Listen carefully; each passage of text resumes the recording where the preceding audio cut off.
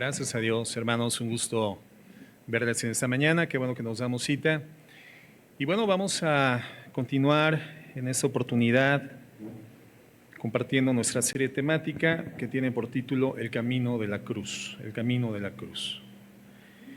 Y estamos abordando un tema a partir de la semana pasada dentro de la serie al respecto de la humildad. Recuerdan, ¿verdad? La humildad. Un tema, hemos comentado, común para la congregación, lo hemos abordado a lo largo de la historia de la iglesia, pero estamos intentando abordarlo desde una perspectiva diferente, con la guía del Espíritu Santo. Y quiero recordar algunas cosas que hemos visto.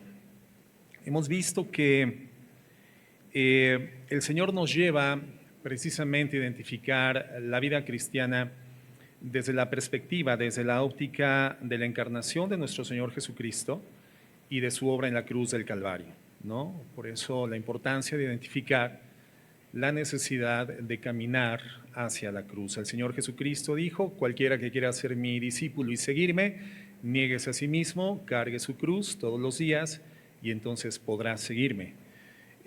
Es imposible cargar esa cruz, que evidentemente para nosotros no es la cruz de la redención. Esa es una cruz que solamente nuestro Señor Jesucristo pudo llevar, solamente Él pudo ser colocado en ese lugar para poder, por gracia hacia nosotros, adquirir la redención por medio de ese pago. Pero sí es una cruz en la cual el Señor nos pide que pongamos y clavemos y hagamos morir cotidianamente, por eso dice todos los días, cotidianamente, cualquier circunstancia de nuestra inclinación carnal, humana, pecaminosa, de las debilidades con las que coexistimos aún en condición humana y que pudiesen llevarnos a desviar el camino de seguir sus pisadas, seguirle a Él y continuar y progresar en ese proceso de ser sus discípulos. La palabra discípulo, hermanos, del griego matetes, significa aquel que asume la forma de vida de un maestro.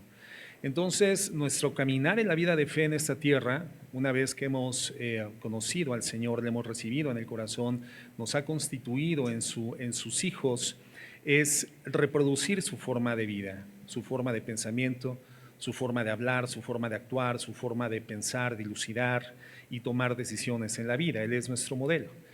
Esa orientación o ese propósito último o alto en nuestra vida, ser un reflejo de quién es Jesús, se va a ver obstaculizado o nos vamos a desviar de su alcance si nosotros no caminamos con un patíbulo de muerte, una cruz en donde cotidianamente hagamos morir las cosas que pueden llevarnos a caminar en un sentido contrario, los apetitos de la carne, la inclinación al pecado, etcétera. Por eso el Señor establece esa condición.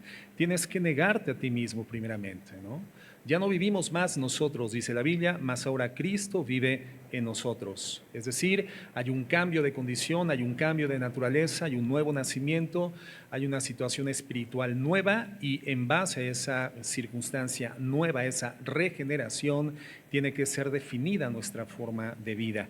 Entonces, una negación a nosotros mismos y una cruz con la cual debemos de caminar para clavar, hacer morir cualquier cosa que nos desvíe de ese propósito fundamental que es ser como nuestro Señor Jesucristo. Entonces, a diferencia de lo que mucha gente piensa, hermanos, la vida cristiana pues no se evalúa obviamente en los términos de los criterios que el mundo utiliza para evaluar el éxito, para contabilizar el éxito. Hemos comentado entonces que un cristiano victorioso no necesariamente es un cristiano adinerado.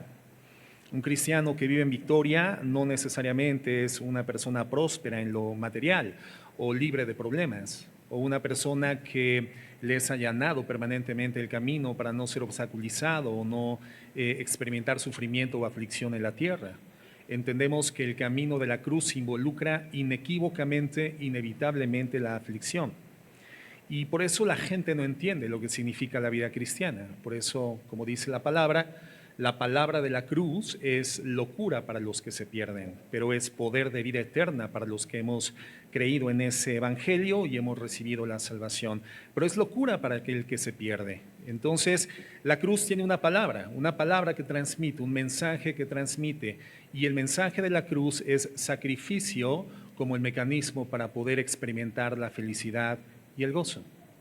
Es imposible experimentar el verdadero gozo, la auténtica felicidad una llenura genuina de la vitalidad de Dios sin que esta experiencia curse inevitablemente, hermanos, por el sacrificio y por el sufrimiento.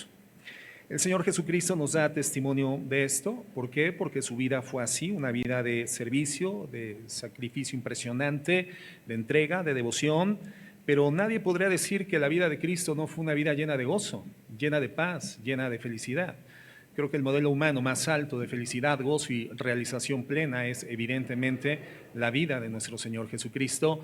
Sin embargo, la experiencia del dolor no fue retirada de su curso por la tierra, de su curso por la vida humana.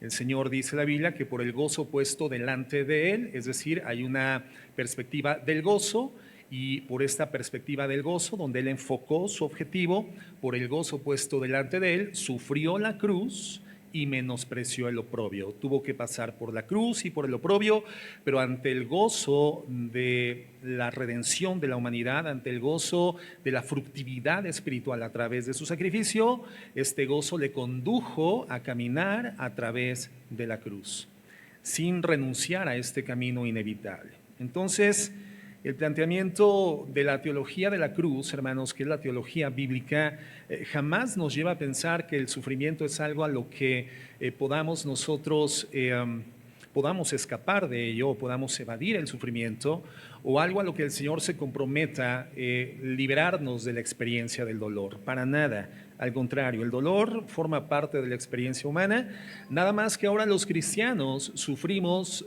de manera correcta. Sufrimos de manera buena, sabemos por qué sufrimos. Ya no sufrimos o no deberíamos de sufrir como consecuencias de malas obras, malos actos, actos pecaminosos o equivocados. Hoy tendríamos que sufrir inevitablemente como consecuencia de vidas justas y piadosas en medio de un mundo que odia la santidad de Dios, la luz de Dios, y que nos va a hacer complejo el caminar en santidad.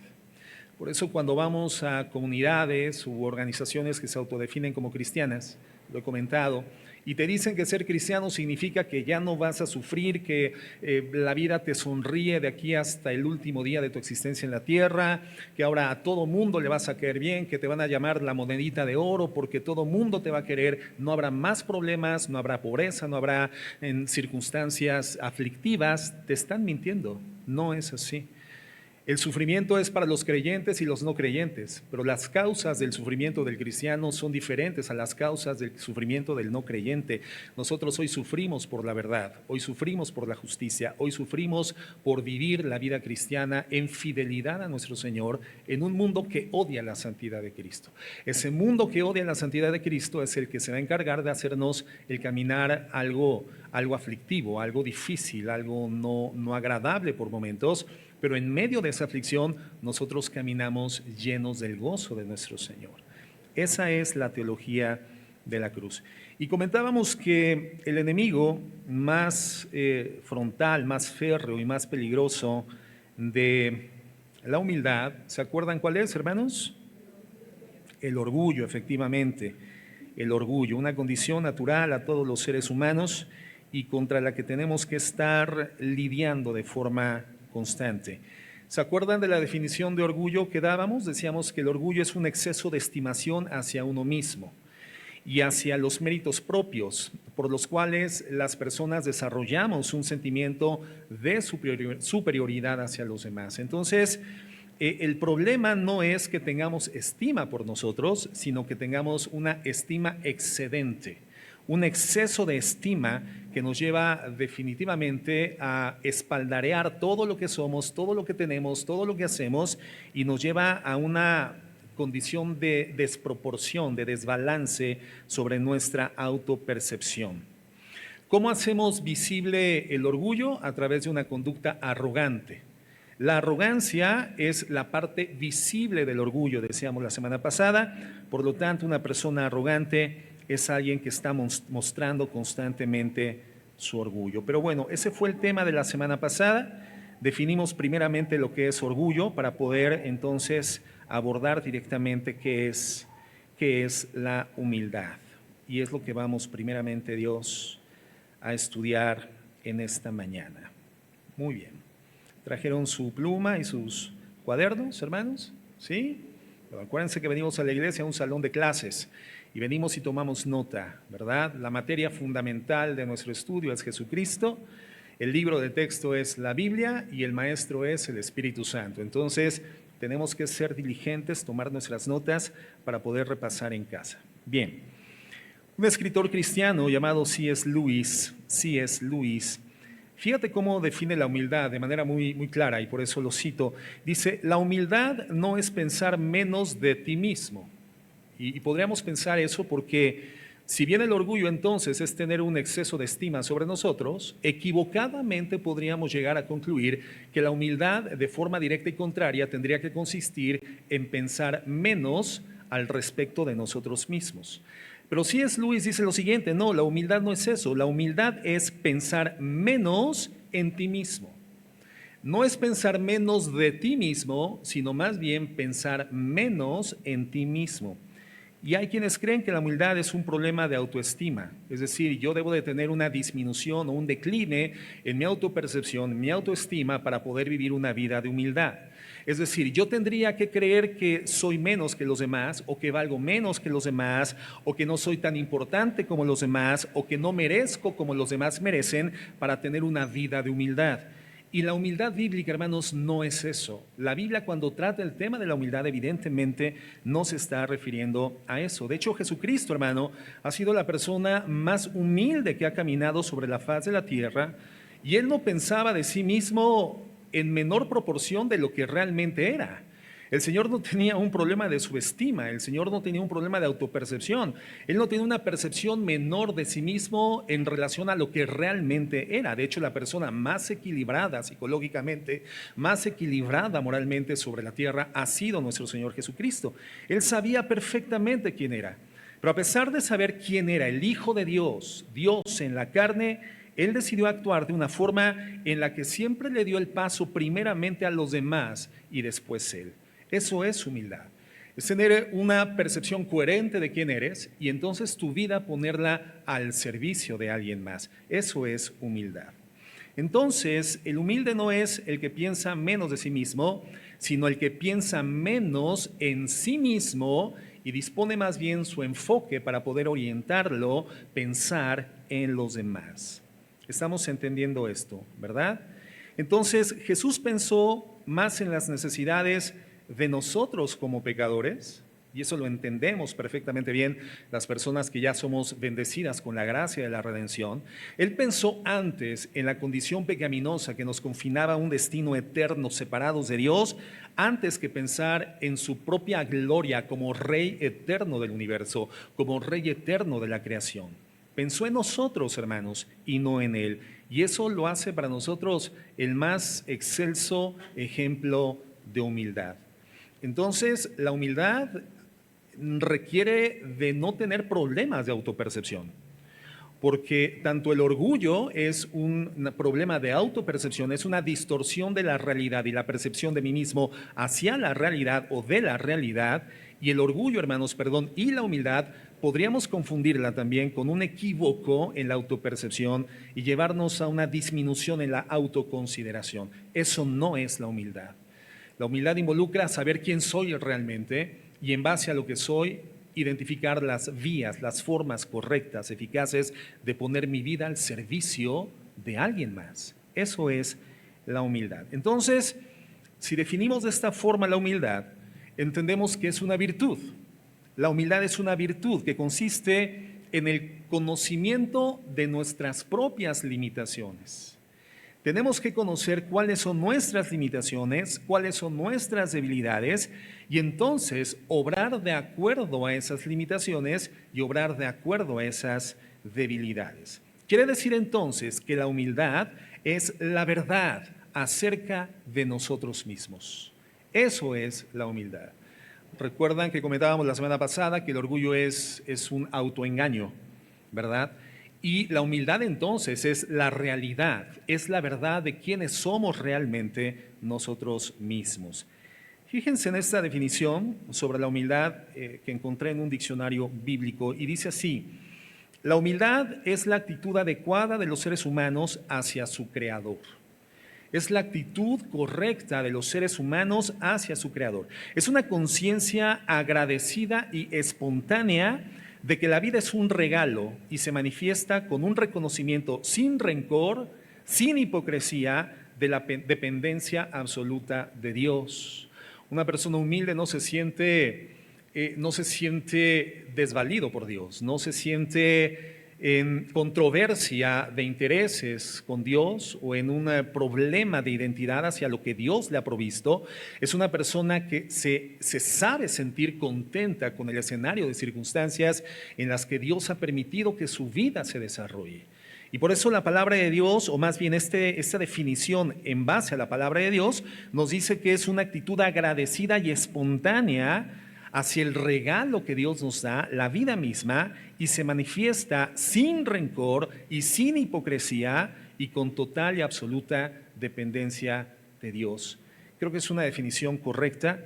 Y la humildad, entonces, entendemos, es diferente a tener una percepción disminuida de quién soy. La humildad no es andar con el calzado gastado, las ropas luidas y mostrando una actitud aparentemente apacible o pobretona. Eso no es humildad, hermanos. La humildad es es la actitud del corazón de la persona que entiende su absoluta y total dependencia de Dios y vive en una conducta y en una actitud de gratitud permanente y espontánea hacia Dios. ¿Me voy explicando? Entonces, el humilde sabe que depende de Dios, sabe que ha recibido de Dios. El humilde sabe que no es él mismo la fuente de lo que tiene.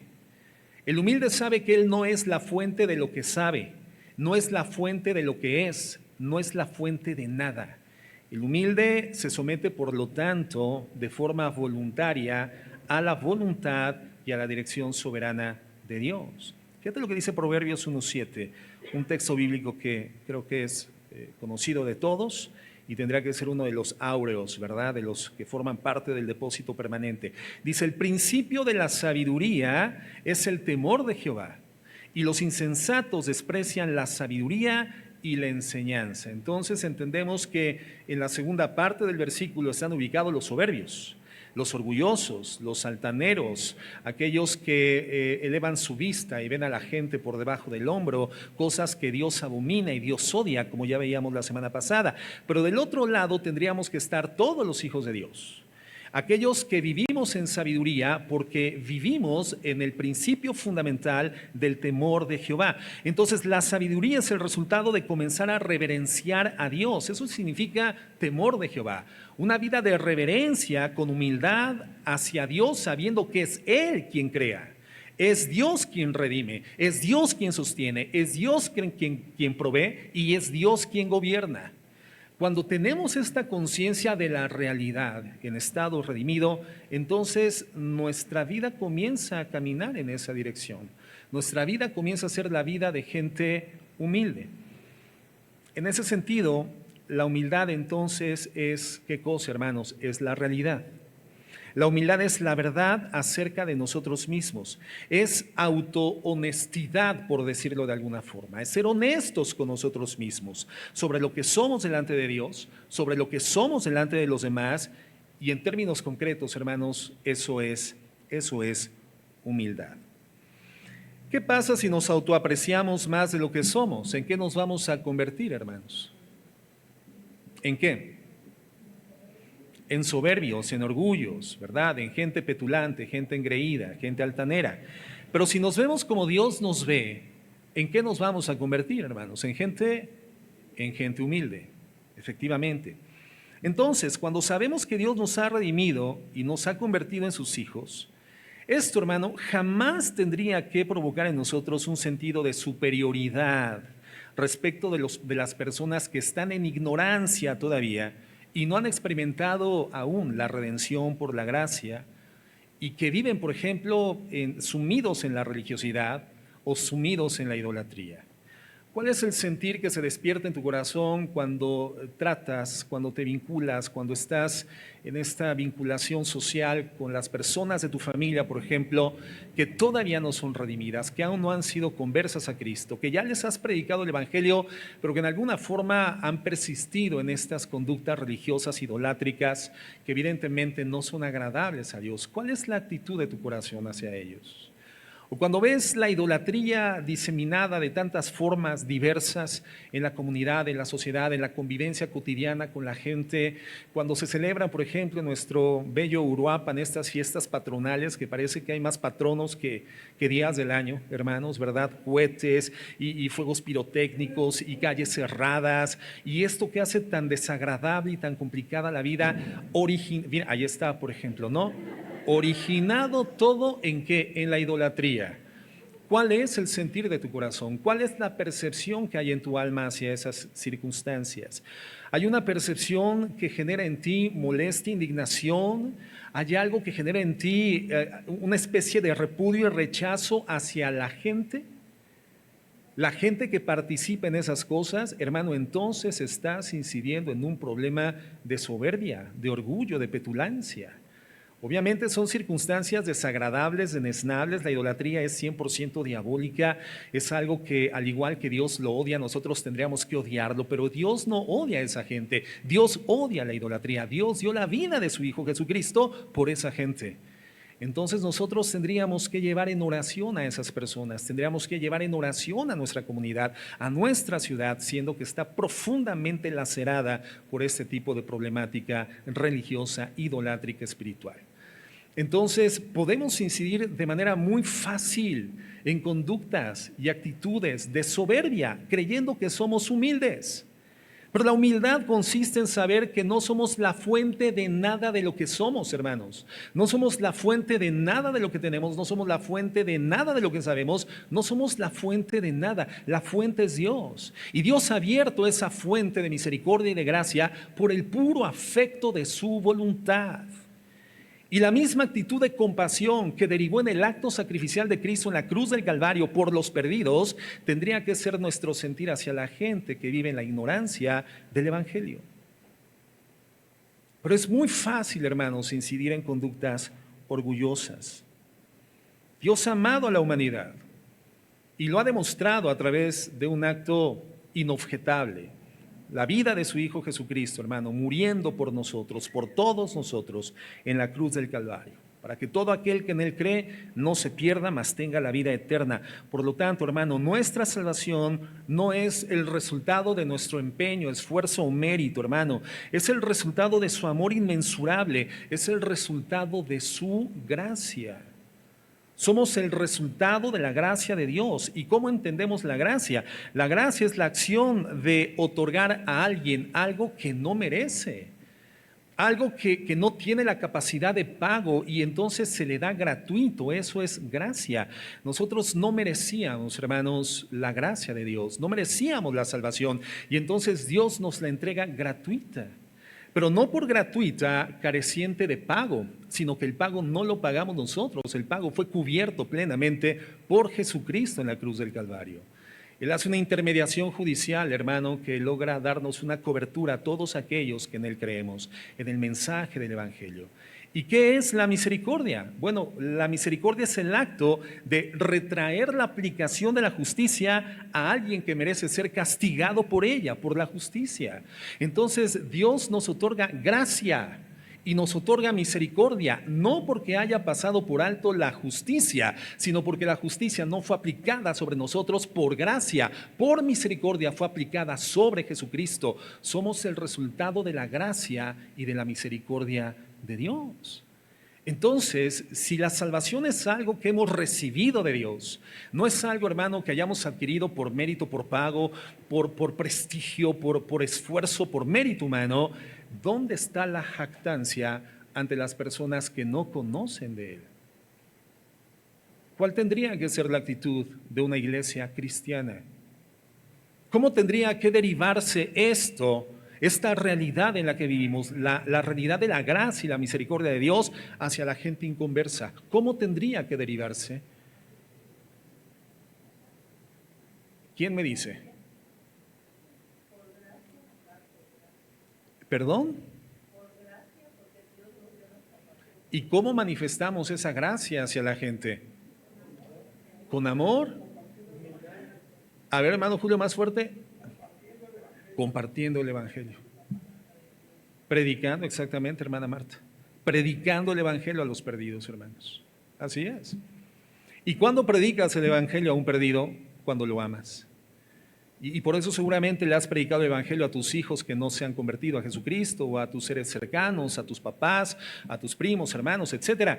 Pero ¿qué con la gente del mundo con la que coexistimos todos los días y comunitariamente estamos vinculados en diversas actividades que desarrollamos día a día y con las que conectamos y tenemos el mensaje de redención?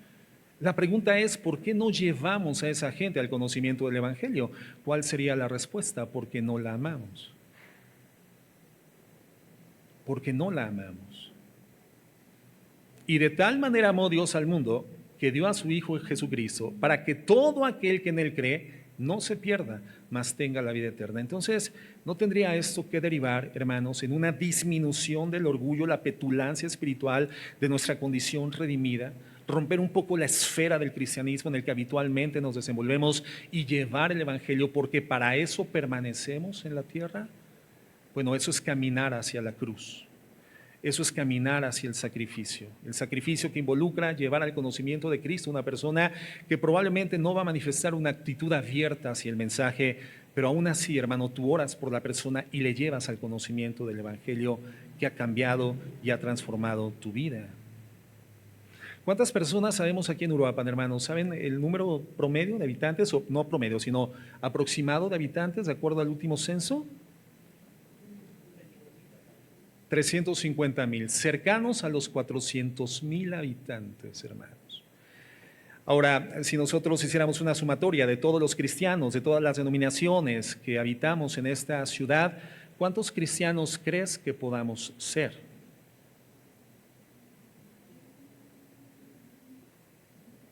¿1,000? ¿2,000? Siendo muy positivos, 3,000 personas, hermanos. Ni siquiera el 10% de la habitacionalidad de los habitantes de toda nuestra ciudad. Entonces, ¿hay trabajo por hacer? Sí hay trabajo por hacer. ¿Lo estamos haciendo? Si no lo estás haciendo, es una evidencia de orgullo. Si lo estamos haciendo, es una evidencia de humildad. ¿Y somos llamados a qué cosa, hermanos? A la humildad.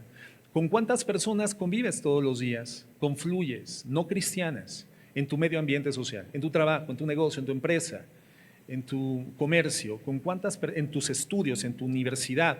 ¿Con cuántas personas no cristianas contactas todos los días, hermano? ¿Con una? ¿Con dos? ¿Tres? ¿Quién contacta con menos de 3 personas diario, no cristianas? ¿Quién con menos de 3 personas? Bueno, a eso les llamamos los ermitaños, ¿verdad? Los ascetas, los que no salen de su casa. Bueno, algunos tienen su negocio en su casa y eso está bien, pero ¿no contactan a través de redes sociales con gente no cristiana? ¿Sí, no?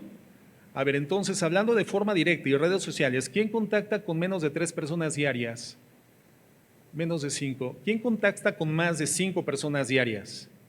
No cristianas. Ok.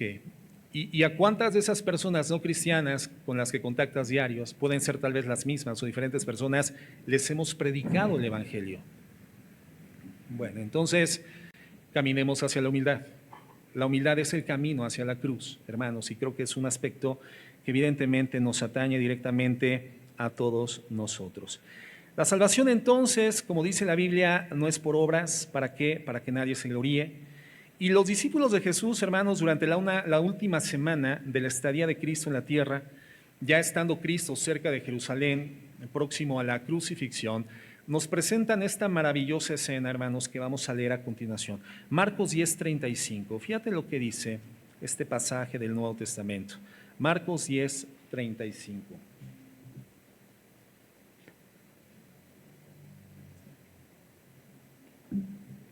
Dice así: entonces Jacobo y Juan, hijos de Zebedeo, se le acercaron diciendo: Maestro, querríamos que nos hagas lo que pidiéremos. Él les dijo: ¿qué queréis que os haga?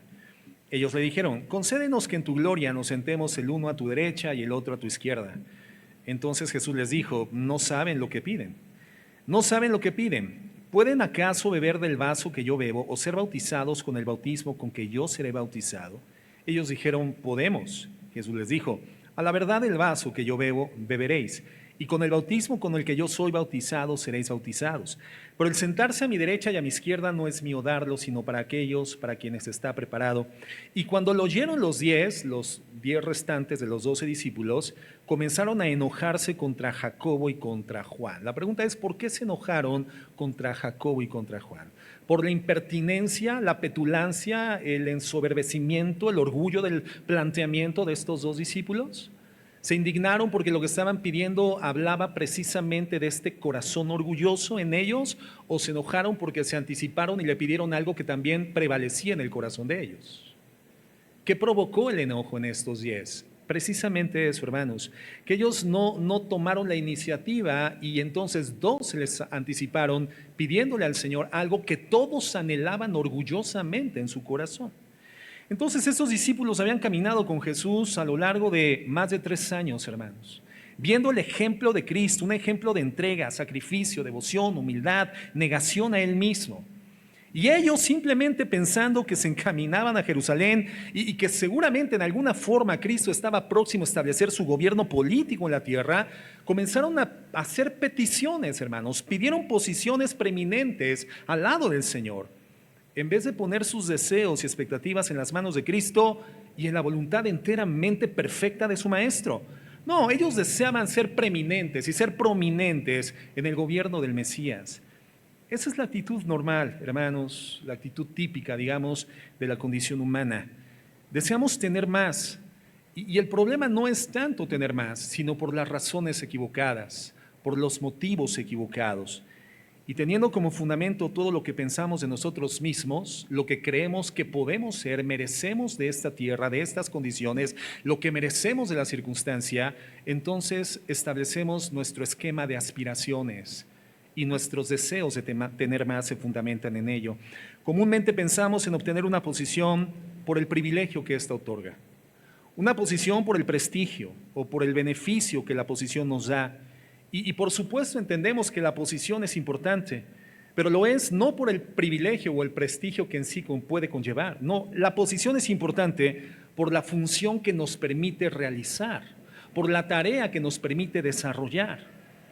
La decadencia en la que se encuentra nuestro sistema político mexicano, por ejemplo, y la mayor parte de los sistemas políticos del mundo, radica precisamente en eso.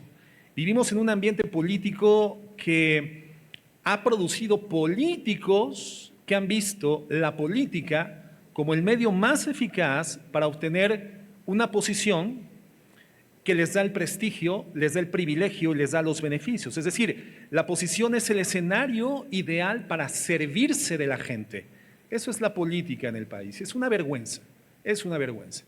Estamos terminando un gobierno que inició pareciendo que era de ensueño y estamos terminando un gobierno, hermanos, que lamentablemente deja hijos de gobernantes en condiciones de comisión de corrupción abierta, cosas deneznables. Oremos por nuestro presidente, pero cada ocasión es más triste verlo cómo asume una conducta evasiva en sus discursos de las mañanas, de toda la semana, intentando no asumir frontalmente responsabilidades que se les tildan, se le presentan delante de él. Y esa es la política en México, hermanos. ¿Y por qué te hablo de esto? Porque es la realidad. Y quien no lo quiera ver, bueno, pues está en una condición enceguecida voluntariamente, pero la política lamentablemente es una condición de suciedad. ¿Por qué? Porque está definida, está hecha, está elaborada, está desarrollada por seres humanos. Y te lo digo porque ya pasaron los procesos políticos, ¿verdad? Ya votaste por quien votaste, mi hermano, y si al rato tenemos como los venezolanos que salir corriendo para Estados Unidos, hermano, o donde… Bueno, lo bueno es que están aceptando mexicanos en Guatemala. Esa es la tranquilidad que nos da la circunstancia actual. Están aceptando mexicanos en Guatemala, hermano. Pero mira, independientemente de tu posición, si es coincidente o no con la mía, no podremos negar a nadie que el sistema político mexicano se encuentra en una condición caótica. Y si bien en un momento nuestro presidente dijo, barramos la escalera de arriba hacia abajo, bueno, aún el peldaño donde él está establecido ya está lleno de corrupción. Sus hijos, sus familiares, las componendas que se han hecho con los amigos y los primos y las relaciones directas de los familiares del presidente, y esto es absolutamente en todo el mundo, hermanos, porque la política es ejercida por quienes, por personas, humanos, falibles, personas con una mentalidad corrompible, corruptible, personas que tendemos lamentablemente a la maldad. Y el problema es ese. La posición es el escenario ideal dentro de la política para servirse de la gente, no para servir a la gente. Y esto es lamentable y es vergonzoso. Y es cuando el cristianismo, hermano, tendría que salirse de esa condición, tendría que salirse de ese medio ambiente. Pero la crisis se muestra en una condición prácticamente extrema, hermanos, cuando el cristianismo se ve infiltrado por este problema igualmente. Cuando se comienzan dentro de la iglesia cristiana a desear las posiciones de liderazgo y del ministerio para esto mismo, no como la mejor forma para servir, sino como la mejor forma para ser importante, la mejor forma para sobresalir, para tener un nombre, para adquirir prestigio, autoridad, beneficios de la iglesia, de la gente. Y esto lamentablemente, hermano, ha afectado grandemente a la iglesia de Cristo también a nivel general. No, hermanos, las posiciones no son establecidas, hermanos, no son establecidas para obtener un prestigio, un privilegio, un beneficio particular, sino para desempeñar funciones particulares. Es como en un ejército, el francotirador. Al francotirador se le entrega una posición que no forma parte del frente de batalla cuerpo a cuerpo, se le da una posición distante, en una altura correcta, porque su capacidad le permite desempeñar una función específica a favor del ejército, a favor de la nación. Y si no le das la posición correcta al francotirador, el francotirador no podrá ejercer la función. La importancia de la posición no es la posición, sino la función que te permite desarrollar y desempeñar a favor de un colectivo, a favor de una comunidad, a favor de una familia, a favor de una sociedad, a favor de una iglesia. Por eso las posiciones en la obra de Dios, hermanos, están reservadas solamente para los que sirven, no para los que aspiran a servirse de la iglesia, servirse de la gente. Hay una controversia actual en el ambiente cristiano respecto del pastorado femenino. Y de esto se habla mucho hoy en día en las redes sociales. Y precisamente esta controversia radica en una comprensión equivocada sobre lo que es la posición dentro del ministerio. Y quienes argumentan que una mujer no puede ser llamada pastora en una iglesia es porque piensan que si la mujer se le reconoce como tal, como un ministro, como una pastora, entonces esto sería una forma de infiltración del feminismo con el riesgo del empoderamiento de la iglesia por parte de las mujeres.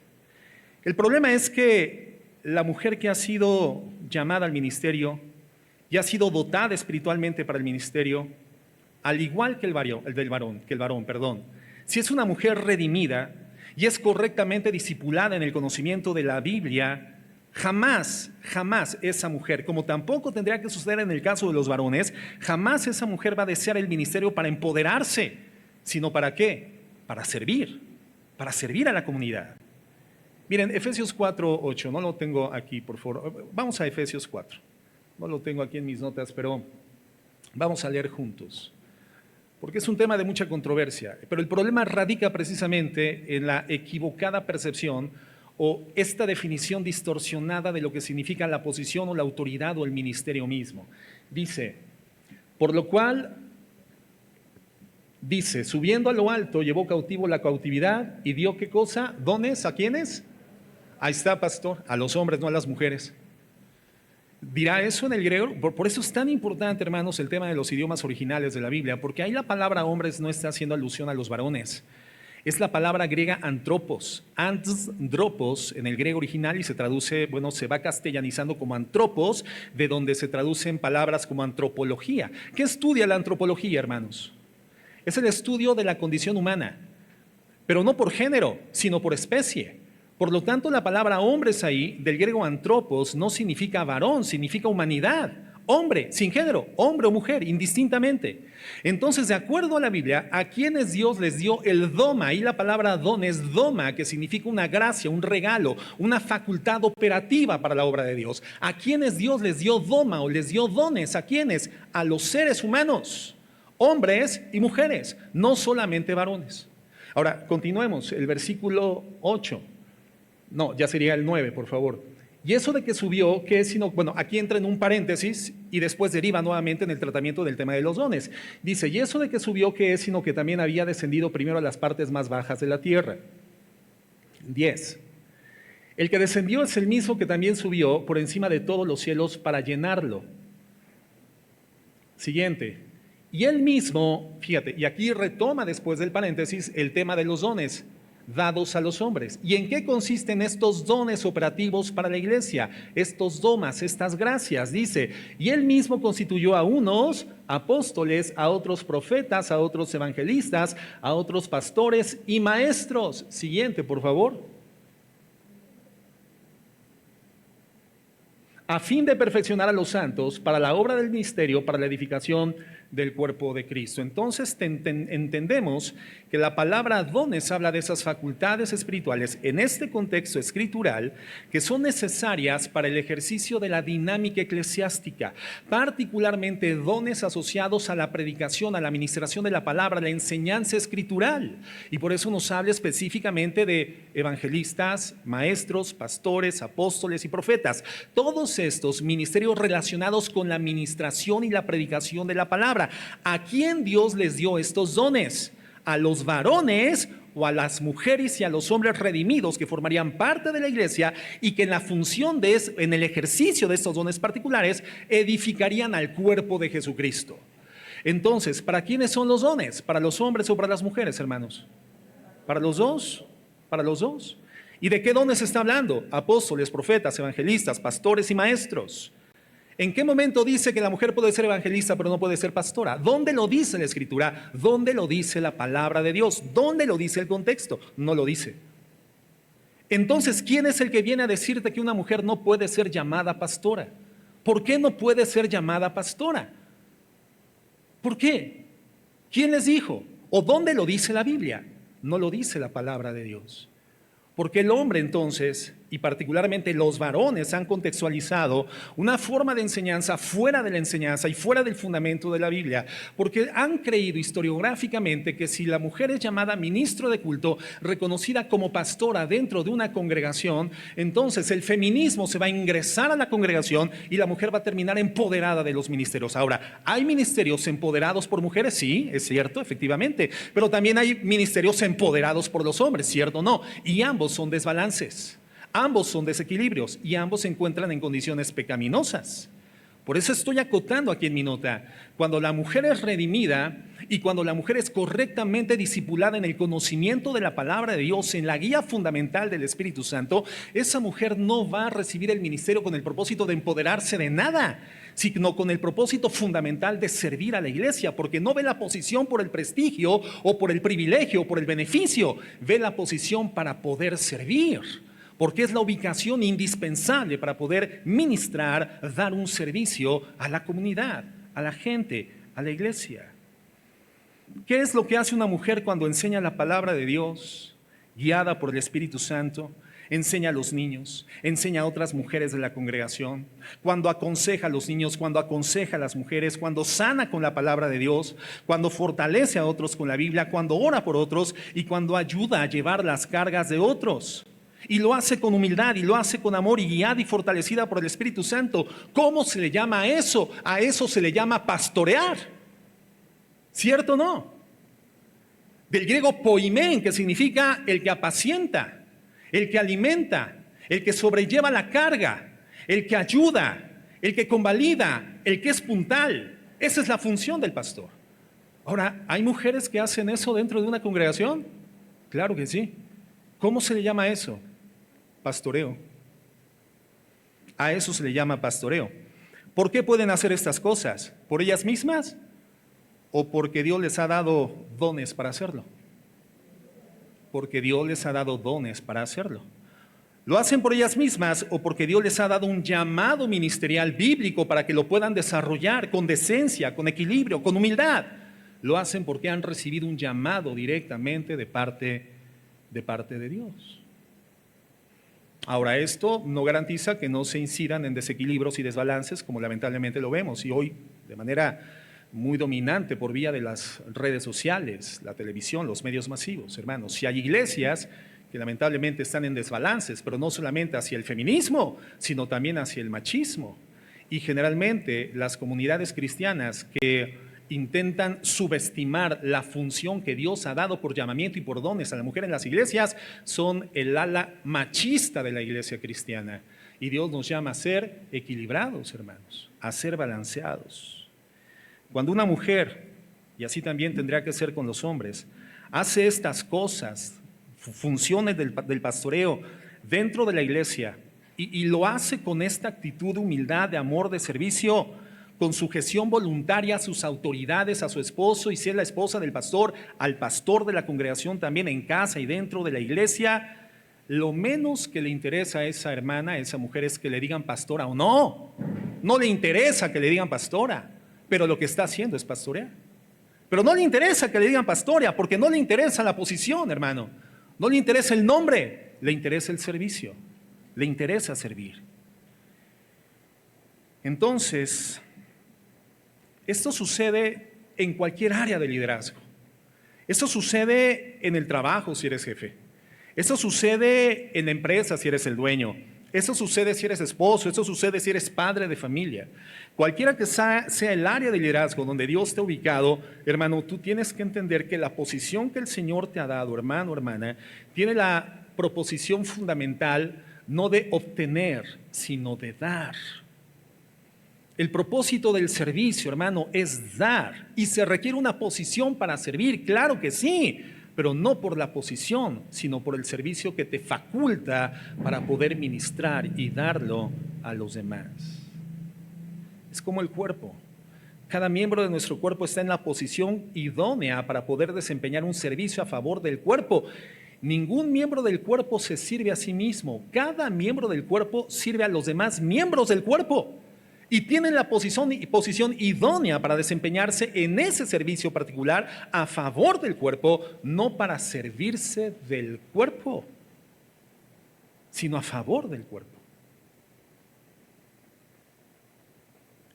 Entonces, el factor central de la humildad es ese: no pensar menos de nosotros mismos, sino pensar menos en nosotros mismos.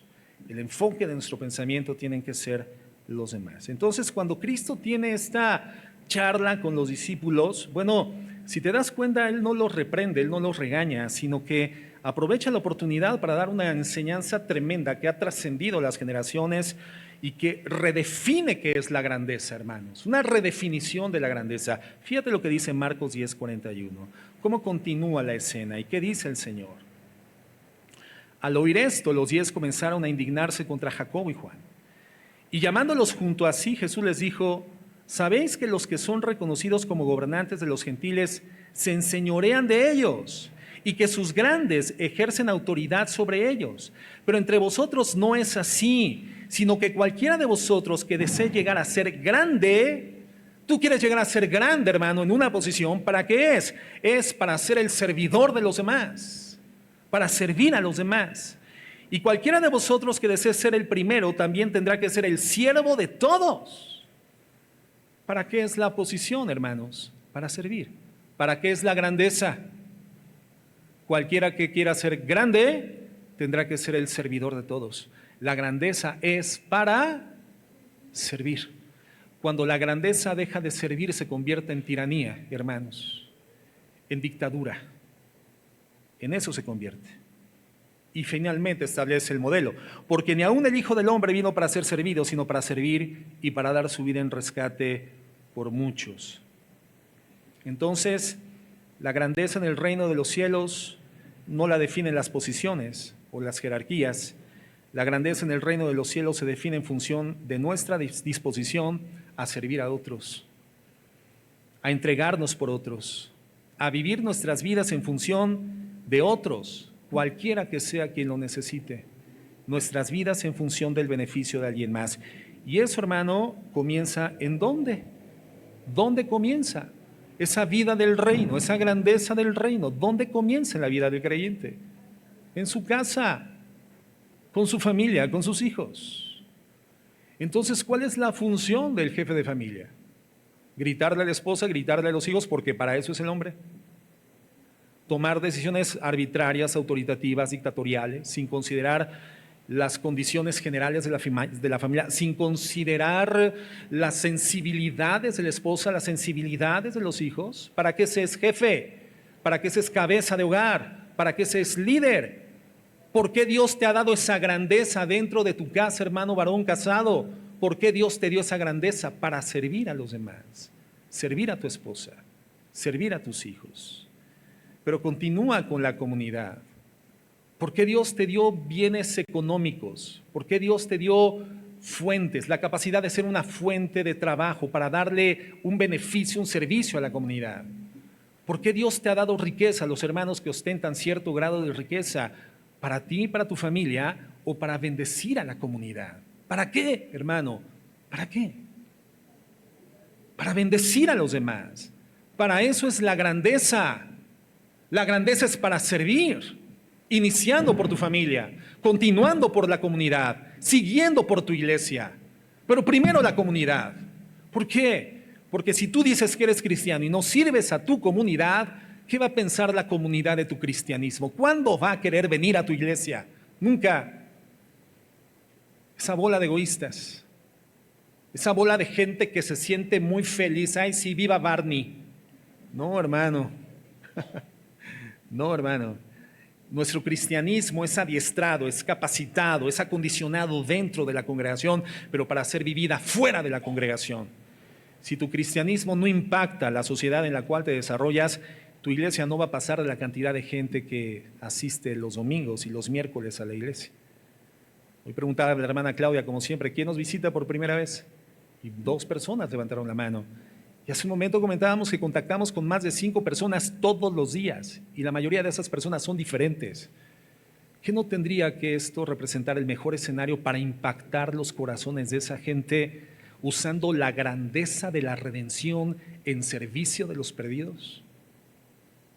Este lugar tendría que ser insuficiente para recibir domingo a domingo la cantidad de personas que se reúnen con el propósito de conocer lo que tú conoces, impactados por tu servicio, por mi servicio, por tu estilo de vida, por mi estilo de vida. Y entonces estaríamos caminando el camino de la cruz, el camino de la humildad. El camino de la cruz, hermanos. Una vida enfocada en otros. ¿No dijo Jesús que eso es la vida? La vida que acaso no consiste en amar a Dios por sobre todas las cosas y a nuestro prójimo como a nosotros mismos. Es decir, la vida está establecida en función de relaciones, no ensimismada, sino siempre hacia alguien más, hacia Dios, y en consecuencia derivándose directamente hacia nuestro prójimo, y el prójimo involucra toda la comunidad con la cual interactuamos. Ahí está la consistencia de la vida para un hijo de Dios. Una persona que ha definido por su cristianismo vivir en forma de cruz, caminar hacia la cruz, cargar su cruz todos los días. Ahora, si tú le preguntas a alguien que no conoce de Cristo, ¿en qué consiste la vida? ¿Qué te va a responder esa persona? Bueno, la vida consiste en vivirla lo mejor posible, lo mejor posible.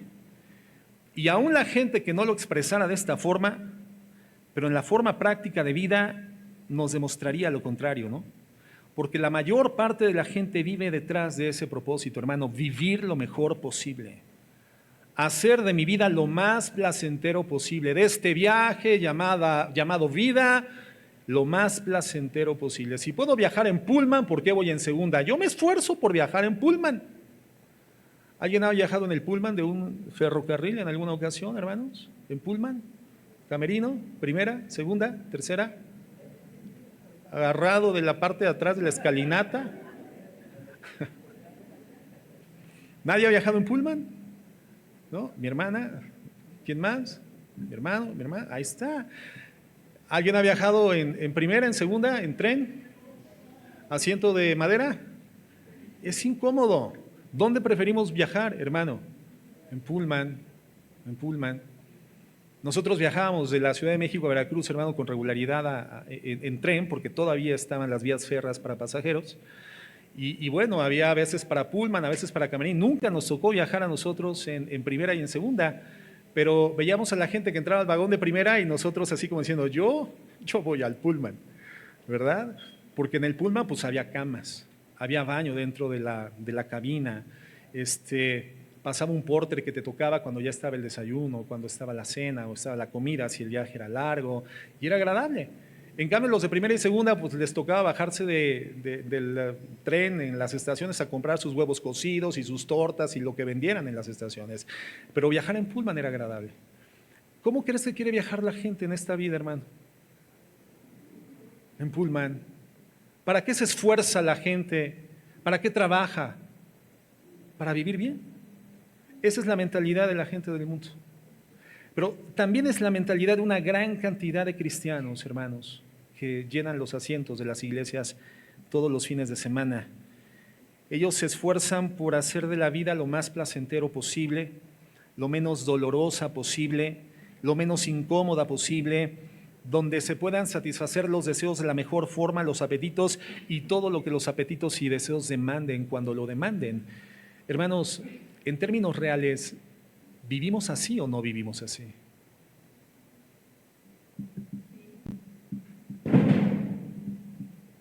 ¿Vivimos así o no vivimos así? Mucha gente entiende que si logra satisfacer la mayor cantidad de deseos posibles, la mayor cantidad de apetitos, entonces va a ser pleno, va a ser feliz, ¿no?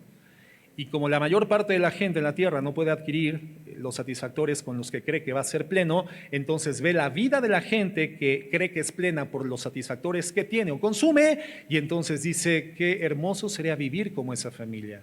Qué hermoso sería vivir en esa colonia, qué hermoso sería tener ese auto, qué hermoso sería tener ese estilo de vida, esa familia. Yo no la tengo, pero esa gente debe de ser muy, muy feliz, muy feliz.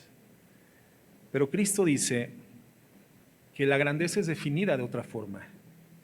Es definida en función de lo que hacemos por los demás y no en función de lo que hacemos por nosotros mismos o adquirimos para nosotros o alcanzamos para nosotros mismos. ¿Qué hizo Jesús? ¿Qué hizo Jesús? Con su propia vida puso el ejemplo, dio su vida en rescate por muchos. Lo dice Marcos 10:45, porque ni aun el Hijo del Hombre vino para ser servido, sino para servir y para dar su vida en rescate por muchos. Entonces, si en algún momento de tu caminar en la vida de fe, en el curso de la vida, ya como cristiano, te has sentido profundamente entristecido, deprimido, ansioso, aún amargado por no tener lo que deseas tener, no adquirir lo que deseas adquirir, no tener las comodidades que desearías tener, no acceder a los bienes y servicios o tener las experiencias económicas que anhelas tener, y esto te ha frustrado, te ha amargado, hermano, estás viendo la vida como el mundo la ve. Quiero decirte que tu problema se llama orgullo y está centrado en el corazón. ¿En qué momento rozamos, llegamos o rayamos en el pináculo de la plenitud de la vida cristiana cuando nuestra vida está funcionando en servicio de los demás, sirviendo a alguien más, comenzando desde tu casa? La vida en función de otros, hermano, no en función de ti mismo. Entonces, ¿en qué consiste la vida para nosotros?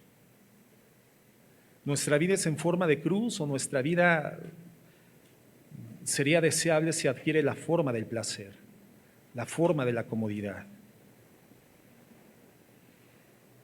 Pues el tipo de vida que Dios nos revela en su palabra es, así como Cristo, poner nuestras vidas al servicio de los demás. Ahora bien, ya vimos el orgullo, su definición, sus implicaciones, ya vimos la definición de humildad, el ejemplo de Cristo. Pero fíjate que la humildad tiene algunas promesas para los que todavía no están muy convencidos y dicen, no, yo quiero mi vida en forma de placer, pastor. Se oye bien el discurso, se oye, es más, casi me persuade a ser cristiano, pastor. Así, mire, así le faltó. Entonces, hermano, si te mueres hoy, San Pedro te va a decir, con las llaves así, clink, clink, clink, clink. Así estuviste del cielo, pero ¿qué crees? No, es allá abajo, es allá abajo. No es aquí, no es aquí. Bueno, sabemos que San Pedro no tiene las llaves, ¿verdad? No es así. Mira, Para los que todavía no entienden el tema de la humildad o no les motiva demasiado, la humildad tiene promesas que son muy importantes. Digamos que pueden ser motivaciones para que realmente cultivemos una vida de humildad estimuladamente, ¿no? En primer lugar, la humildad promete gracia sobre nuestras vidas, gracia sobre nuestras vidas. En segundo lugar, la humildad promete descanso para nuestras vidas. Y en tercer lugar, la humildad promete felicidad. Felicidad. ¿Quién no quiere gracia, descanso y felicidad? Es como si le preguntaras a una persona en sobrepeso, ¿quieres bajar 10 kilogramos? ¿Qué te dirás? A ver, sí, ¿qué tengo que hacer para bajar 10 kilogramos? Dime, ¿qué es lo que tengo que hacer? Bueno, ¿qué es lo que hago, pastor? ¿Qué es lo que hago para poder alcanzar gracia, paz y felicidad en mi vida?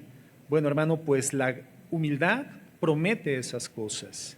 Veamos primeramente, ya en la parte final de la enseñanza, la humildad.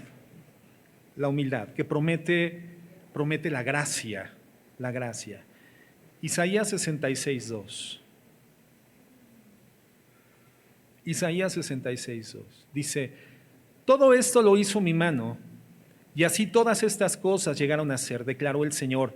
Pero a este está refiriéndose en particular a una entidad. Pero a este, al que es humilde y contrito de espíritu y que tiembla ante mi palabra. Pero a este miraré, dice el Señor, al que es humilde y contrito de espíritu y que tiembla ante mi palabra. Ahora, sabemos que Dios lo mira todo, ¿no? Dios es omnisciente, Él tiene una conciencia eterna, Él es consciente de todo lo que sucede a lo largo de todos los periodos históricos, de todas las personas, sobre todo los sucesos, los hechos, los acontecimientos, todo absolutamente se encuentra concebido, conocido, se encuentra en la base de datos de la conciencia eterna de Dios. Eso lo sabemos, Dios es omnipresente, Dios es omnisciente, pero aquí nos está diciendo, espiritualmente hablando, en un sentido, que Dios va a mirar. ¿Y qué significa que Dios va a mirar? Que Dios va a enfocar su atención, Dios va a prestar atención, Dios va a tener una vinculación diferente con la persona que es humilde, contrito de espíritu y que tiembla ante la palabra de Dios. ¿Qué implica el concepto de temblar ante la palabra de Dios, hermanos? ¿Qué implica? Implica obediencia, implica sujeción, sometimiento, temor reverente. Si la palabra de Dios dice algo, eso es lo que gobierna entonces mi vida. Está dictaminada mi vida no por mi voluntad, sino por lo que define Dios a través de su voluntad revelada en la Biblia y que por el Espíritu Santo llena mi corazón en una predicación, en la meditación de la Escritura, en mi experiencia con la palabra de Dios, y eso comienza a determinar las líneas de acción, mis líneas definitorias como persona sobre la faz de la tierra, y por lo tanto soy un cristiano. Porque vivo por causa de la redención hoy ante el acceso o en condición accesible a la voluntad de Dios. Y si la voluntad de Dios me es manifiesta porque soy su hijo por el poder del Espíritu Santo, entonces comienzo a obedecer la palabra de Dios. Comienzo a actuar conforme a su determinación, comienzo a definir o redefinir mi vida en base a lo que dice la palabra de Dios. Eso, hermanos, es ser humilde. Y la persona que hace eso, dice la Escritura que Dios lo mira. Dios mira el universo entero, la creación entera, lo visible y lo invisible. Dios puede verlo. Dios es la fuente de todo lo creado, visible e invisible, hermanos. Pero Dios particularmente mira con atención. Dios mira con condescendencia. Dios mira con afecto. Dios mira con agrado. Dios se vincula con la persona humilde y la humildad se define en base directa a tu obediencia a la palabra de Dios. La obediencia a la palabra de Dios. ¿No dijo Jesús, sean mansos y humildes de corazón, como yo soy manso y humilde?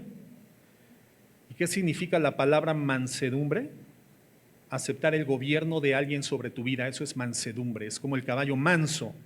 Cuando no estaba amansado, era un caballo desbocado, corría por la campiña sin rumbo, sin dirección, se cansaba a lo tonto. Pero cuando un caballo es amansado, es amaestrado, ahora soporta el peso de un jinete y soporta la dirección de una rienda y el jinete a través de la rienda direcciona su vida. Y ese caballo manso es potente, es brioso, está lleno de fuerza, pero se deja gobernar por un jinete y por una rienda. Eso es mansedumbre y eso es humildad. Y Dios mira de cerca. Dios le da su gracia, su favor a las personas que son obedientes, que son humildes. Eso significa temblar ante la palabra de Dios. Pero el orgulloso no hace esto, ¿no? El orgulloso no escucha, no pone atención, no obedece. El orgulloso es rebelde. Pero el que tiembla ante la palabra de Dios reconoce que la palabra de Dios le gobierna y es humilde. Fíjate lo que dice Isaías 57:15. Isaías 57:15. Porque así dice el alto y sublime, que vive para siempre, cuyo nombre es santo.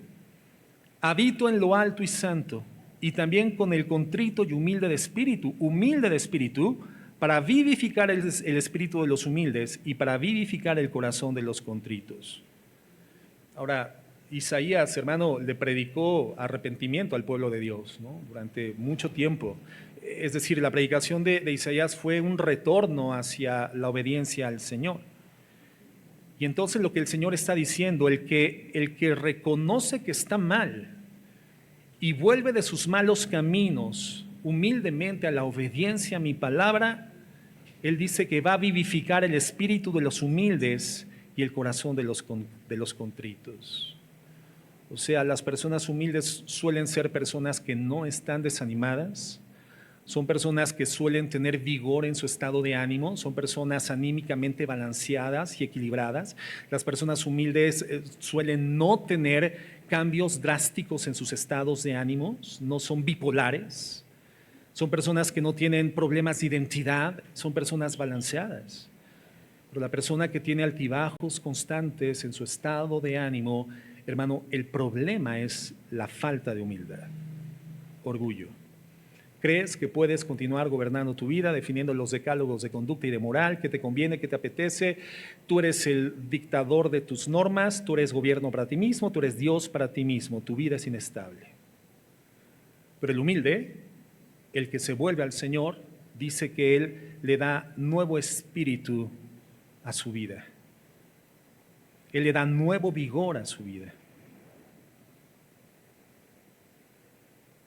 ¿De qué manera se ve la gracia de Dios, hermanos, en nuestras vidas cuando somos humildes? Bueno, de muchas formas, pero se me ocurre una. La palabra de Dios dice, por ejemplo, que la blanda respuesta que hace, aplaca la ira, ¿verdad? La blanda respuesta aplaca la ira. Entonces, ¿quién es el que suele tener blandas respuestas? ¿El humilde o el soberbio? El humilde, ¿verdad? Entonces, cuando tu marido, hermana, llega, ¿verdad?, en ensoberbecido, entronizado, ¿verdad?, con su corona de Burger King ahí a la casa, ¿verdad?, para que le des de comer y le sirvas y etcétera, y comienza a tornarse de forma injusta o arbitraria. Y en vez de decir eres un tirano, eres un dictador, pero eso te pasa porque no eres cristiano, eres un filisteo incircunciso, pagano, hijo de Moloc, te va a tragar el infierno y te voy a traer al pastor para que te eduque y cosas así. Tú tienes una conducta blanda, hermana, con dominio propio. Eres dueña de tus emociones, no eres títere de los cambios de estado de ánimo de tu marido, sino que tienes dominio propio, eres gobernada por el Espíritu Santo, estás llena del Espíritu Santo y comienzas a servir a tu esposo con justicia, con amor, con una actitud blanda. Tu esposo se da cuenta de que no tiene contra quién golpear, contra quién pegar, contra quién pelear y entonces comienza a cambiar su conducta, su estado de ánimo. Y eso, hermana, es gracia de Dios. Dios da su gracia a los humildes, exalta y da gracia a los humildes. ¿Y qué pasa después con ese tirano que llegó con la corona de Burger King? Al rato va como el perro del Chavo del Ocho, ¿verdad? Con la cola entre las patas y el hocico partido, ¿verdad? Todo arrepentidote a decirte, mi amor, perdóname, la regué, la verdad, el estrés, el trabajo, la situación, la economía. ¿Qué es eso sino gracia de Dios sobre tu vida, hermana? Gracia de Dios sobre tu vida. ¿Y cómo se encuentra el estado de ánimo de una mujer así, equilibrada, una mujer balanceada, una mujer fortalecida por el Espíritu Santo de Dios? Es un estado de ánimo que le permite siempre manifestar y reflejar por periodos extendidos de tiempo a Jesucristo en su hogar y en su casa. Es una mujer que sabe ser influencia dentro de su hogar. Y la gracia de Dios desciende sobre la vida del humilde. Entonces, el primer beneficio o estímulo para el humilde es la gracia de Dios. La gracia que viene directamente de Dios. Santiago dice que Dios resiste al soberbio y exalta y da gracia al humilde. Gracia. El segundo estímulo de la humildad, hermano, es el descanso. Fíjate lo que dice Mateo 11:28, el descanso. Dice el Señor: vengan a mí todos los que están trabajados y cargados, cansados, y yo les daré descanso, yo les haré descansar. Tomen mi yugo sobre vosotros y aprendan de mí, que soy manso y humilde de corazón, y entonces hallarán descanso para vuestras almas, porque mi yugo es fácil y mi carga es ligera. Qué tremenda promesa. Descanso para el humilde, descanso del alma, por lo que la gente que tiene recursos puede gastar millones de pesos o millones de dólares por un día de paz y no lo logra comprar completo. El Señor dice: vengan a mí los cargados y trabajados, con humildad, y yo les daré el descanso. ¿Cómo se ve esto? ¿Cómo se ve esto, hermanos, en la vida real? Bueno, ¿cuántas veces nuestra alma o nuestra mente ha estado atribulada, preocupada, ansiosa? Sobre todo cuando estamos demasiado dependientes de nuestras necesidades, ¿no? Demasiados ensimismados, o cuando estamos demasiado atentos a la aprobación de la demás gente, ¿no? Cuando creemos que nuestra paz depende de la aprobación de la gente, eso va a alterar directamente nuestra estabilidad anímica, nuestra psique, nuestra paz. Cuando estoy pendiente del daño que me han hecho los demás, cuando se han comportado injustamente conmigo, la gente que me ha herido, la gente que me ha calumniado, que me ha traicionado, que me ha difamado, y yo estoy tan enfocado en esas cosas que termino perdiendo mi paz, altera mi paz. Cuando estoy haciendo lo que hago demasiado preocupado o demasiado pendiente de si le va a gustar a la gente o no le va a gustar. ¿Y cuántas veces hacemos eso? Lo que hago para que le guste a la gente. Creo que a todos nos ha sucedido. A mí me pasa, hermanos, y con alguna regular frecuencia estoy en el púlpito predicando y dentro de mí estoy pensando: ¿le agradará a la gente? ¿La iglesia estará siendo bendecida? Cuando en términos reales yo tendría simplemente que preparar mi mensaje, estar en la presencia de Dios, estar en comunión con Él, recibir lo que tiene para la iglesia y con paz darlo. Y si Dios va a enseñar a la iglesia, va a enseñar a la iglesia. Y si Dios se va a glorificar, punto y se acabó. Y yo hacerlo de forma descansada. Pero ¿cuántas veces estamos haciendo lo que estamos haciendo buscando la aprobación de la gente? Que la gente se sienta satisfecha, que la gente nos apruebe, que la gente diga: este sí vale la pena, este sí vale, a este sí lo invito, con este sí me junto, este sí llena mi estándar, este sí llena mi expectativa. Y eso nos hace perder la paz.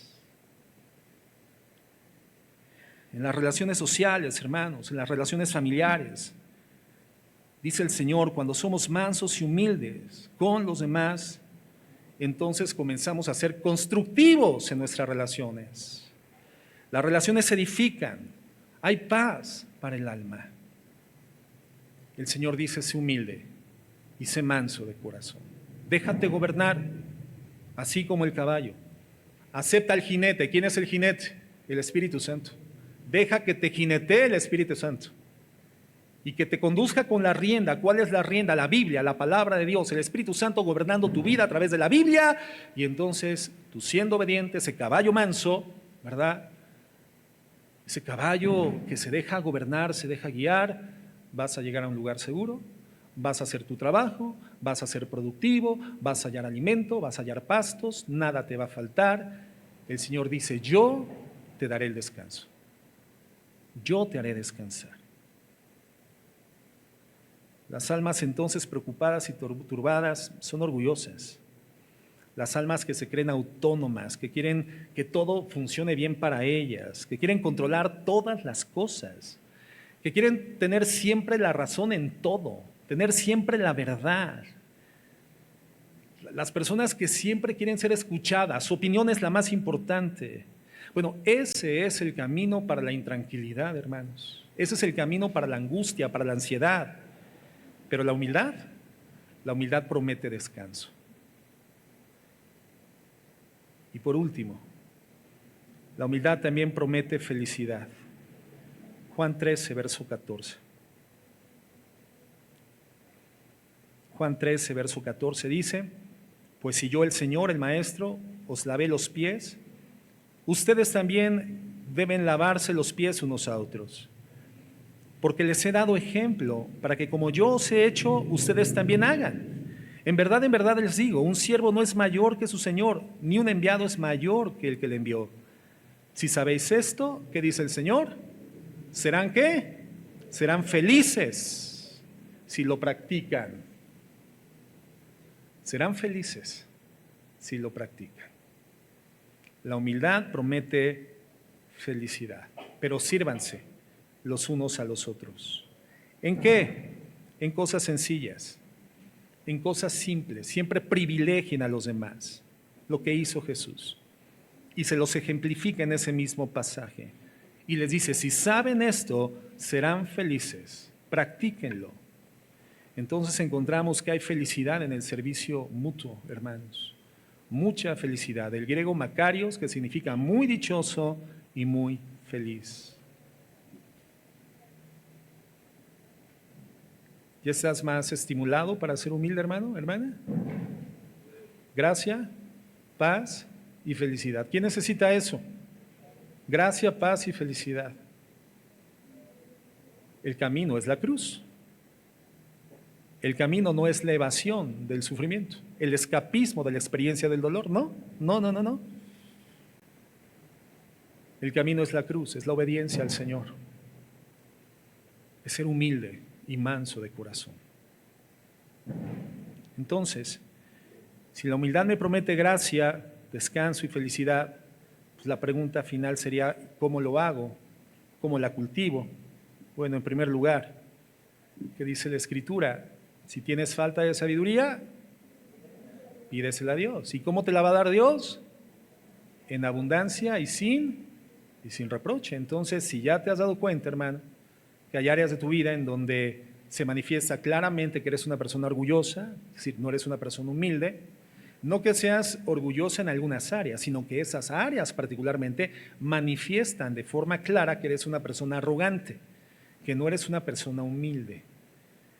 ¿Qué tienes que hacer? Pídele a Dios que te convierta en una persona humilde. Identifica si eres una persona orgullosa por esas áreas en las que particularmente eres arrogante, esas áreas que sobresalen, que evidencian la ausencia de la humildad. Y pídele perdón a Dios. Y dile, Señor, conviérteme en una persona humilde. Humilde.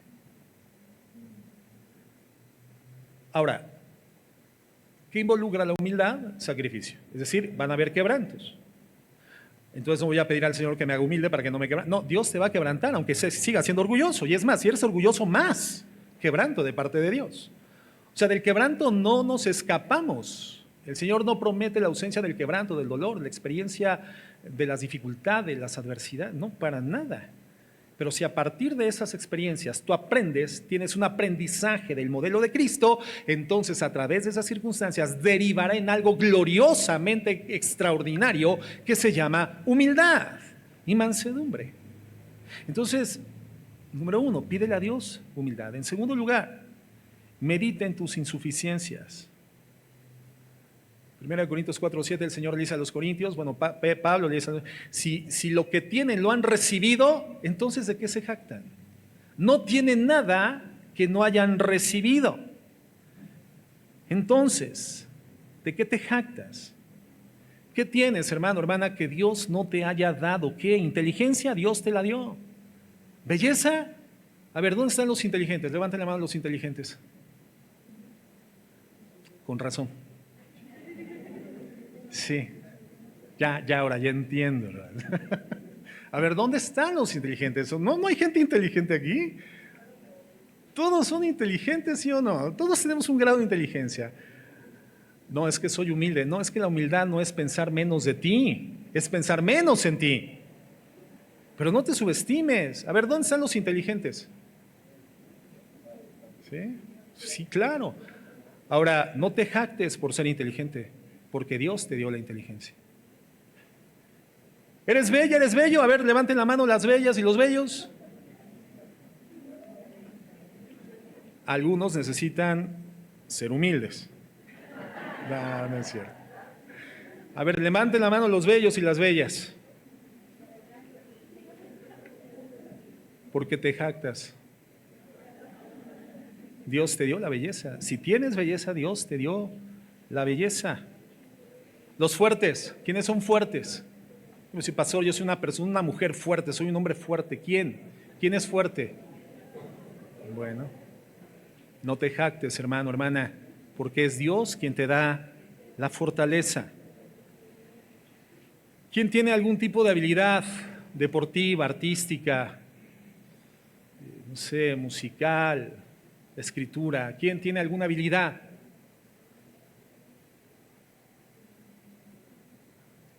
Bueno, no te jactes. Dios te dio esa habilidad. ¿Quién tiene cierto nivel de reconocimiento social aquí en la comunidad uruapense? Diga, pastor, ¿le digo cómo me apellido? Ay, asústame. ¿Quién tiene cierto nivel de prestigio? Ya sea por la familia, por herencia, o porque ha tenido una conducta, un comportamiento productivo, social, y entonces tiene cierto nivel de reconocimiento en su ambiente, en la comunidad. Bueno, hermano, no te jactes, porque no tienes absolutamente nada que no hayas recibido de lo alto. Y si lo recibiste, ¿de qué te envaneces? ¿Quién tiene carisma? Quien diga, yo soy simpaticón, pastor, simpaticón, yo le caigo bien a la gente, soy ajonjolí de todos los moles, soy al que invitan a todas las fiestas, porque soy el alma, pastor. ¿Quién tiene carisma? Bueno, yo no se los quería decir, pero qué bueno que ya se dieron cuenta. No son carismáticos. No, ¿quién tiene carisma? Sí, aquí hay varios que tienen carisma. Bueno, no te jactes, hermano, Dios te dio el carisma. ¿Quién tiene liderazgo? Porque liderazgo y carisma es muy diferente, ¿eh? Son cosas bien diferentes. El problema es cuando el carismático que no sabe ser líder quiere ser líder, estableciendo sus fortalezas en el carisma. El carisma no tiene la fortaleza de sostener un liderazgo. No es caerle bien a la gente, pero hay quienes, porque caen bien, creen que son líderes. No. El líder es la persona que está dispuesta a sacrificarse por el grupo, por la comunidad. Es el que dice cómo se hacen las cosas haciendo las cosas. Es el que hace como Jesús. ¿Quién es líder? ¿Quién es líder? Bueno, hay varios que yo sí sé que son líderes. Bueno, pero no te jactes tampoco, porque Dios te dio eso. Dios te lo dio.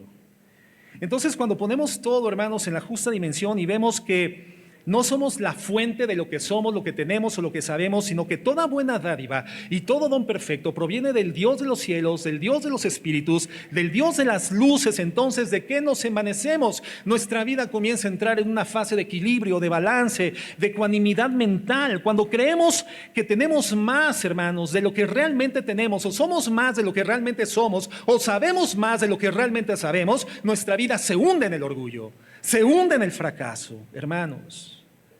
Cuando creemos que es más deseable tener, que es más bonito tener que carecer de las cosas, o porque hablo bien, o porque tengo tales o cuales virtudes, destrezas, habilidades o competencias, hermanos, y perdemos de vista, dejamos de ser conscientes que nada de lo que somos, tenemos o sabemos es por nosotros, sino que todo viene de Dios.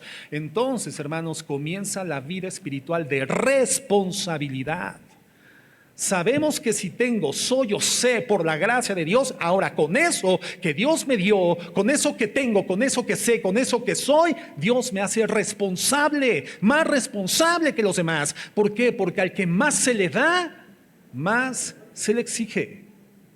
Entonces, ¿en qué momento entra la jactancia o la vanidad? No hay cabida para la vanidad, no hay cabida para la jactancia. Si todo lo que tenemos lo hemos recibido, no hay jactancia. Entonces, en segundo lugar, ¿cómo cultivas humildad?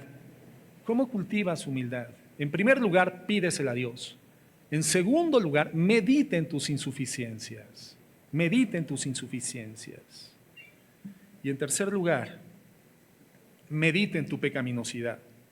¿Te acuerdas cuando Pedro, ante la pesca milagrosa en la barca, se aparta de Cristo, cae de rodillas y le dice: apártate de mí, Señor, porque yo soy hombre pecador? Él se reconoció como lo que es. como un pecador. ¿Te acuerdas del fariseo y el publicano cuando llegan, verdad, al templo y el fariseo hablando consigo mismo y de pie oraba al Señor diciendo gracias porque no soy como este publicano, Señor, yo diezmo, yo oro, yo ayuno, yo medito la palabra? Y el publicano, hermano, ni siquiera podía levantar la vista al cielo y golpeándose el pecho decía, sé propicio a mí porque soy el pecador. Peco porque soy el pecador, mi naturaleza es de pecado y por eso peco, Señor, pero sé propicio a mí, sin ti estoy perdido. Meditemos en nuestra pecaminosidad y démonos cuenta con sensibilidad de dónde estamos hoy, hermanos. Cómo el Señor en su gracia nos ha integrado por adopción a su familia. Formamos parte de una comunidad cristiana.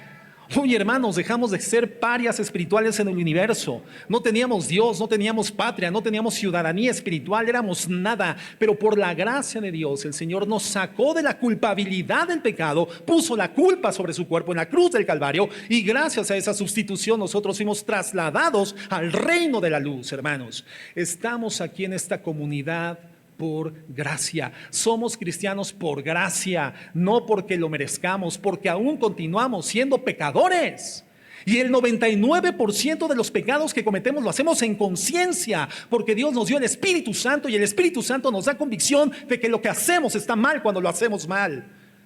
Entonces no nos llenemos de envanecimiento, de petulancia, de engreimiento, de orgullo, hermano. Meditemos como personas pecadoras, pero perdonadas por Dios por el arrepentimiento en los méritos de Cristo, hermano. Eso nos lleva a la humildad. Entonces pídeselo a Dios.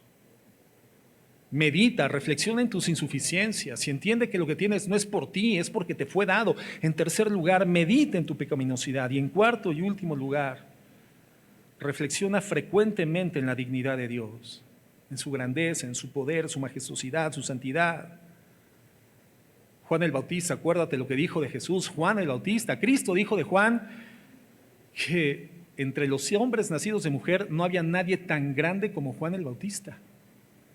Pero el mismo Juan Bautista dijo, no soy digno de desatar las correas de su calzado. ¿Qué es lo que veía Juan en Jesús?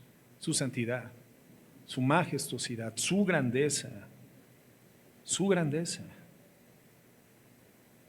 Tendremos que hacer esto con frecuencia, hermanos, ver nuestra pequeñez ante la grandeza de Dios, pensar que es Dios grande, majestuoso, poderoso, y ese Dios lleno de gracia, virtud y poder, hermano, está atento a nosotros. Eso tendría que darnos un sentido de asombro y de gratitud ante el Señor. Y por último, piensa en la dignidad de los demás. Piensa en la dignidad de los demás. En cierto sentido, sabemos que no somos dignos del favor de Dios por el pecado que hemos cometido, la condición caída en la que nos encontramos, pero en otro sentido, Dios dice que Él ha creado a los seres humanos a su imagen y a su semejanza. De hecho, ¿recuerdas cuando en el libro de los Hechos, Pablo le dice a los pastores de Éfeso que velen por las almas de las ovejas porque han sido comprados por el derramamiento de la sangre de Jesús? Entonces, un hijo de Dios tiene que ver la dignidad implícita, intrínseca, que forma parte de la vida de las ovejas, de la comunidad cristiana, de la iglesia, de la comunidad de fe, en el fundamento del sacrificio de Cristo. Pero también tiene que ver la dignidad de los que no son creyentes, los que no son cristianos, y en quienes también está implantada la imagen y la semejanza de Dios. Y todo eso tendría que motivarnos a darles un mayor servicio y un mejor servicio a los hermanos en la fe y aún a las personas que no son cristianas. ¿Por qué a ellos? Porque Cristo te sirvió a ti sin que fueras cristiano. Cristo nos sirvió a nosotros sin que ninguno de nosotros lo mereciéramos. Nadie nació siendo cristiano, hermano. Yo soy de cuna cristiana, pues la cuna será la cristiana, hermano. Pero nadie nace siendo cristiano. El Señor nos salva en condición perdida. Entonces la dignidad, hermano, no solamente es para los hijos de Dios, es para los perdidos, los inconversos, hermanos. Entonces, meditemos constantemente en esto, en la cruz del Calvario. El ejemplo más glorioso que podemos tener, Cristo crucificado. El único que no merecía la cruz, terminó en la cruz. Y como dice Marcos 10:45, porque ni aun el Hijo del Hombre vino para ser servido, sino para servir y para dar su vida en rescate por muchos. Esta reflexión, hermanos, tendrá que llevarnos a una vida de nobleza, de entrega, de devoción, de humildad. Y esa humildad, de acuerdo a lo que estudiamos, y es una realidad categóricamente establecida, inobjetable, permanente. Esa humildad es el vehículo por el cual el Señor hace transitar gracia, paz y felicidad a nuestras vidas. La humildad, hermanos, para vivir con la gracia de Dios, con la paz de Cristo y con la felicidad que Dios lleva a la vida de sus hijos cuando sus hijos viven en humildad.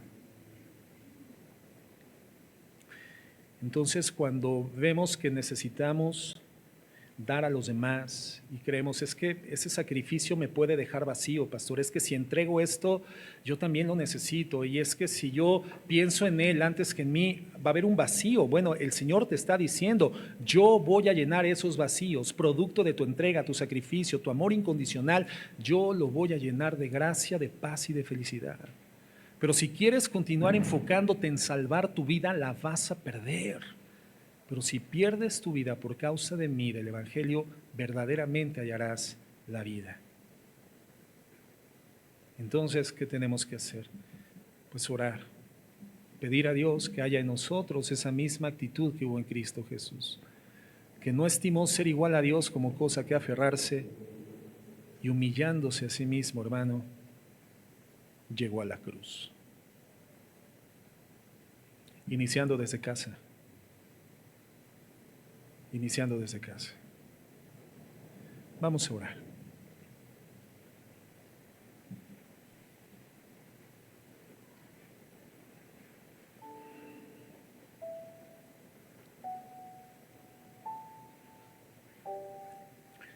Señor, gracias por mostrarnos todo el panorama, todo el escenario completo de la realidad espiritual. Hubo un ser, Señor, hermoso, hermoso como la luz, y tú le pusiste por nombre Lucero, hijo de la mañana. Pero ese ser lleno de belleza, un día dijo a su corazón, voy a subir al cielo, a lo alto, junto a las estrellas de Dios, voy a levantar ahí mi trono y me voy a sentar en el mismo monte del testimonio. Voy a subir a las nubes y voy a ser semejante al Altísimo. Y fue cortado por tierra. Fue cortado por tierra.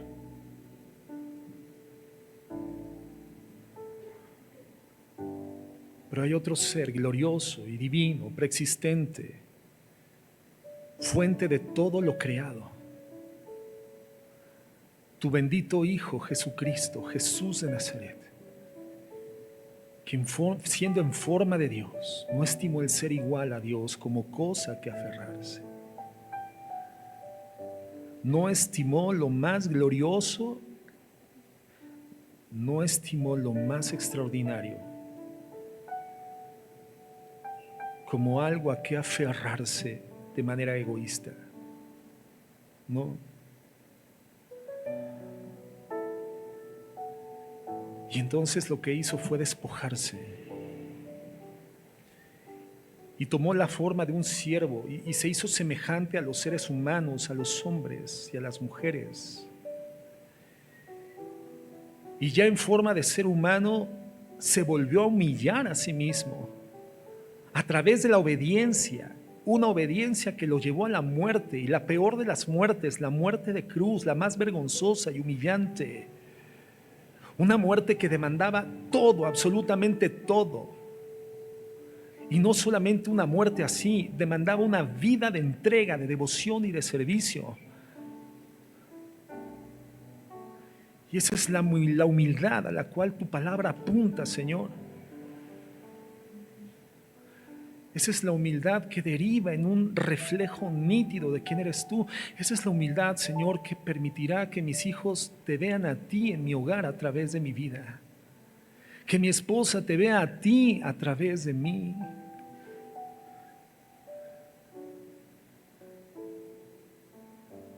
Y si mi esposa te puede ver en mí de verdad, entonces es muy probable que los demás también te vean en mí. Que lo que de ti reflejo sea de verdad, sea auténtico, Señor, y no sea mera apariencia espiritualizada. Una humildad que nos es indispensable porque es el vehículo de la gracia para mi vida. Es el vehículo de la paz y de la felicidad para mi vida. Una vida con un corazón contento y agradecido, Señor, por lo que tiene.